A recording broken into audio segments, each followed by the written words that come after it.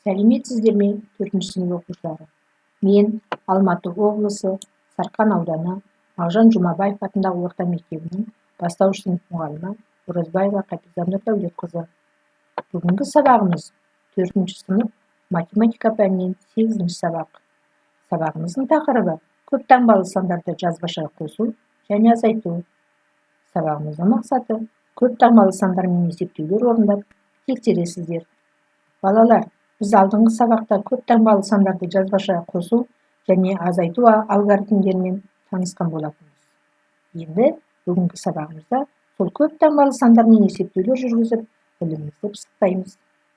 Ендеше балалар, мақсатымызға жету үшін оқулығымыздың 33-ші бетіндегі 2-ші тапсырманың А бөлігіне көңіл бөлейікші. Онда көп таңбалы сандарды жазбаша қосу және азайтуды орындау беріліпті. Көп таңбалы сандарды жазбаша орындау алгоритмін білеміз бе? Жарайсыңдар. Түсінікті болса, тапсырманы орындайық. Орындап болсақ, тексерейік.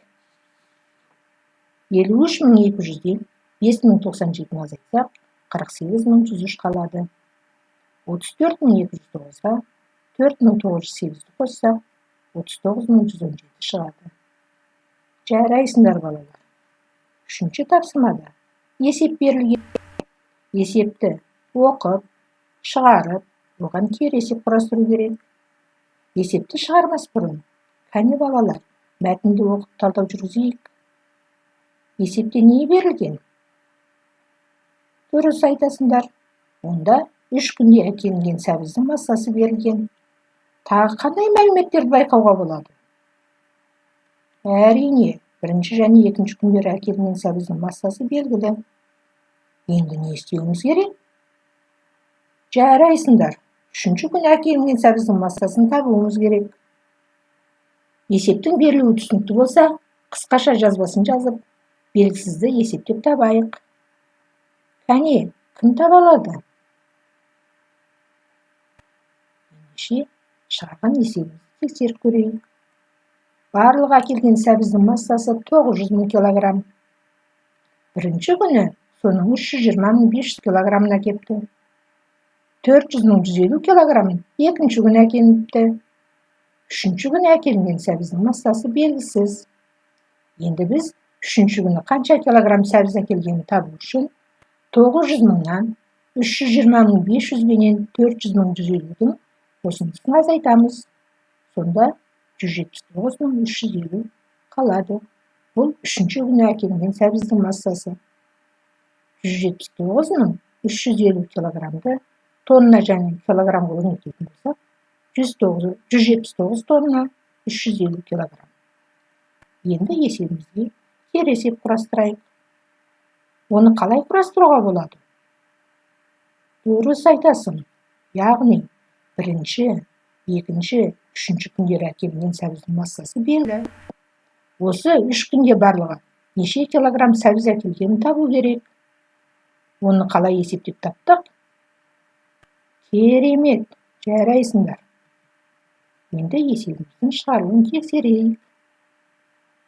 Яғни 3 күнде барлығы неше килограмм сәбіз әкелгенін табу үшін 320.500-ге 400.150 мен 179.350-ді бір-біріне қосамыз. Сонда 900.000 шығады. Бұл 3 күнде әкелінген сәбіздің массасы. 900.000 килограммды тоннаға өрнектейтін болсақ, 900 тонна. Балалар, бұл есептен біз не білдік? Яғни біз көп таңбалы сандармен есептеуді үйрендік. Және есепке кері есеп құрастыруды үйрендік. Жақсы балалар, барлықтарында есепті дұрыс шығарғандарына сенімдімін. Балалар, бүгінгі сабағымыздың тақырыбына байланысты 5-ші тапсырмада 1, 4, 7, 5, 2 цифрлары берілген екен. Сол сандардан ең үлкен және ең кіші 5 таңбалы сандар құрап, айырмасын табу керек. Кәне, кім жылдам орындап көреді? Жақсы, дұрыс орындадыңдар. Яғни бұл жерде ең үлкен 5 таңбалы сан 75.421 екен. Ал ең кіші бес таңбалысын 12.457. 75.421 мен 12.457-нің айырмасы 62.964-ке тең. Енді осы айырмадан тағы да ең үлкен және ең кіші бес таңбалы сан құрастыруымыз керек. Ол қандай сандар деп ойлайсыңдар? Жарайсыңдар. Ол 96.642 және 24.669 сандар екен.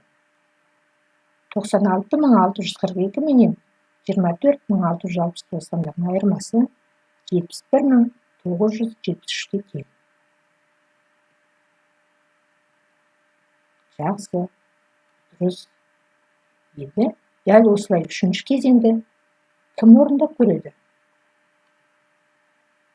Тамаша, жарайсыңдар. Енді осы орындаған тапсырмамызды тексерейік. Бұл жерде айырманың мәні 71.973 болған.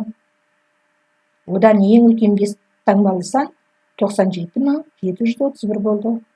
Ең кіші бес таңбалы сан 13.779. 97.731 менен 13.779-ның айырмасы 83.952-ге тең. Керемет, өте жақсы жұмыс жасадыңдар. Енді балалар, біз бүгінгі сабағымызда не істей алдық? Соған көңіл бөлейік. Яғни бұл жерде біз көп таңбалы сандармен есептеулер жүргізе алдық. Есептің қысқаша берілуі бойынша есепті шығардық. Оған кері есеп құрастыра білдік. Көп таңбалы сандарды жазбаша қосу және азайту алгоритмін түсіндік. Жарайсыңдар. Балалар, бүгінгі сабақты жақсы түсінсек, онда қорытынды жасап көрейікші. Сабақта нені қайталадық? Не үйрендік? Дұрыс айтасың. Көп таңбалы сандармен жұмыс жасауды және есептеулер жүргізуді үйрендік. Қандай тапсырмаларды орындау кезінде қиындықтар туындады? Жақсы. Келесі сабақта осындай тапсырмалармен қосымша жұмыстар жүргіземіз. Сабақ қалай өтті деп ойлайсың? Жарайды. Жақсы. Өте. Онда өзімізді 3 шам әдісі арқылы бағалайық. Бәрін түсінсек, үлкен шамды бояйсың. Жартылай түсінсеңіз, орташа шамды бояйыңыз. Ал мүлде түсінбедік десек, онда кіші шамды бояйық.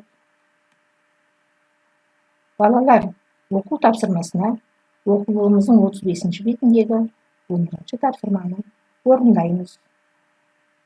Осымен сабағымыз аяқталды. Сау болыңыздар.